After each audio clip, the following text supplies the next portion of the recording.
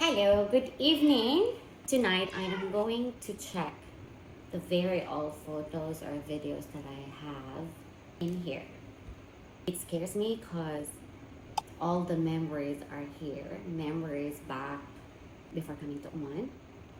Dili kayo ko ready to see the files because it will really bring back a lot of memories. Sometimes mga good when memories are too special and knowing that they're gone, it really hurt. Let's see.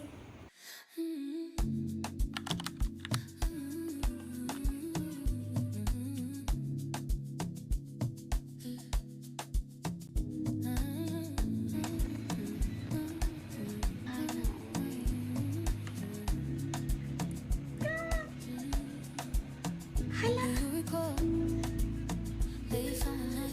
Nalimot ako sa uban.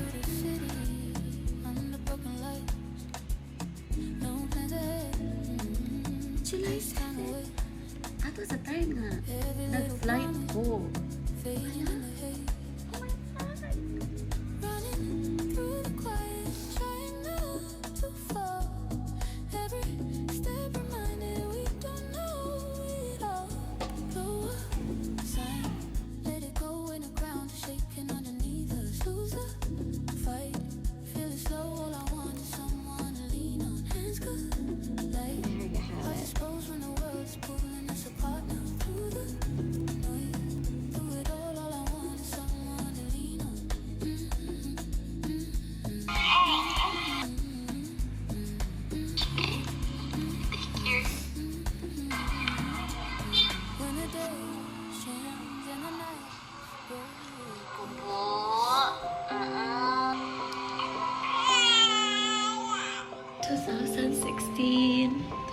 Sixteen. Baby girl, I love you. Good morning. Adi, alam ka na, mama. After all those years, abi na ako wala na itong mga files. Sa una, happy ka ayaw minito, Peng. Sa wala pa akong nilakaw. I did what I could. I had to be the man. At that time, I had to be strong. Kung unta wala sa mi nag-anak, ay hapakasang pa si Tubig.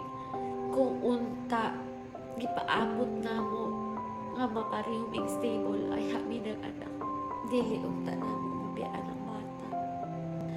Naglakaw ko. Nisampa po si Tubig.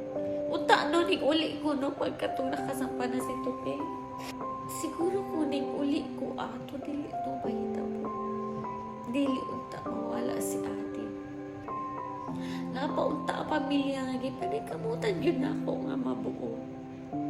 Naka-remember pa ko ato sa una nga katong nigawas na si Adi. Wala pa kasampa si Tupi. Ako pa ang nanarbaho ato. Call center ko. Wala paabot si Tupi nga makasampa.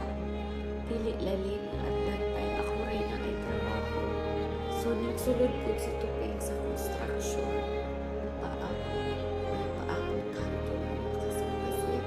Siya kasampa. So, ning abroad na lang ako. Para makasupport na Adi. Pero happy man ni ato sa una.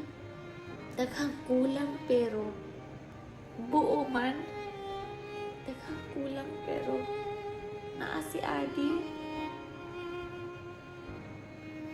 Sa ako paglakaw sa airport. Nagsaad kong sa ako paglayo, ang plano ato is para masuportahan si Adi, masuportahan ang pagsakpa ni Tupi. Kaya nangandoy mi nga makasal mi. Wala makuha plano nga sa ako paglayo. Wala di ato na. Anang adlaw nga si Adi nasa hospital. Ka-video call mi ato. Naglugos na siya ginawa. Buntag sa'yo to.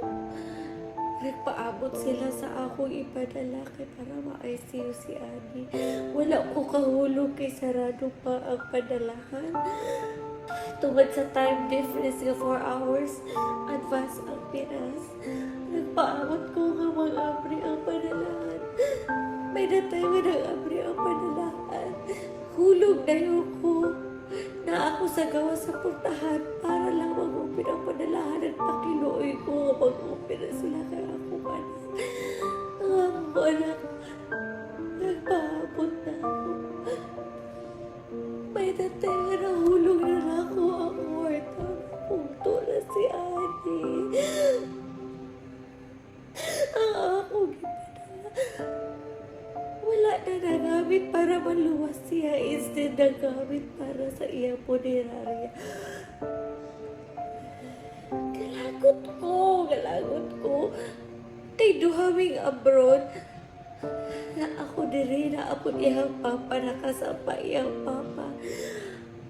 Duhami pero wala na salbar sa kwarta ang bata. Sa katapusang minuto ni Adi, kay ka-video call man ni. Nagpasalamat siya sa mga nurses, sa mga doktor, nga nagkatiman niya. Nag-roll call siya. Hasta ang mga iri, ang mga iro. Starring sa iyang pag-roll call. Nanugod siya nga love daw niya bawat isa sa pamilya. Nangita siya na mo sa iyang papa. Dili ko malimot. Naguta na siya asa si mama o si papa. Naminaw ko sa video call. Nanakpit siya. Wala na ako siya na abdi. Instead, pag-abot na ako, wala na ako kaila sa akong anak. Pag naog na ako sa basang arante, tuwa siya sa bitaw stainless na bed. Ikuha na siya dugo para mabalsamar. Dili na tumao ang ani nga akong gibiyahan.